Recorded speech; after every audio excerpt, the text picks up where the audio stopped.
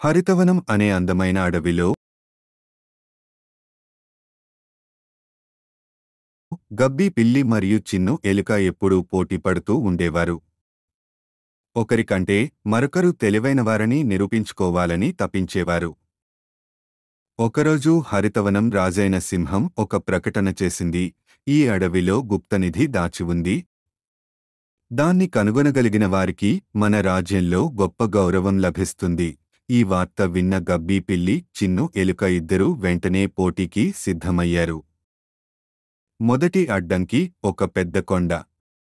గబ్బీ పిల్లి దూకడానికి ప్రయత్నించింది, కాని అది చాలా ఎత్తుగా ఉండింది. మరోవైపు చిన్ను ఎలుక తెలివిగా ఓ చిన్న రహస్య మార్గాన్ని వెతికి పైకి చేరుకుంది. తదుపరి అడ్డంకి అగ్ని నది. గబ్బీ పిల్లి దూకాలని అనుకుంది, కాని వేడిగా ఉండటంతో వెనక్కి తగ్గింది. చిన్ను ఎలుక తెలివిగా కొంత చెక్కలు తెచ్చి చిన్న బోటు తయారుచేసి నది సురక్షితంగా దాటింది. చివరికి గబ్బీ పిల్లి మరియు చిన్ను ఎలుక నిధిని కనుగొన్నారు. కాని వారిద్దరూ దాన్ని తీసుకోవడానికి ప్రయత్నిస్తున్న సమయంలో భూకంపం వచ్చి పెద్ద బండరాళ్లు పడిపోయాయి. చిన్ను ఎలుక తెలివిగా ఒక గొడుగు తెచ్చి పిల్లిని రక్షించింది.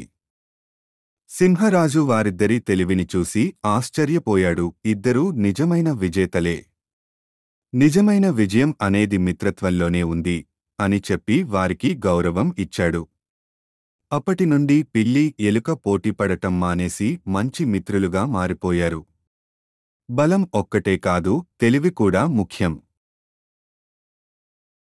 స్నేహం మరియు సహాయం కలిసి వస్తే నిజమైన విజయం సాధించవచ్చు.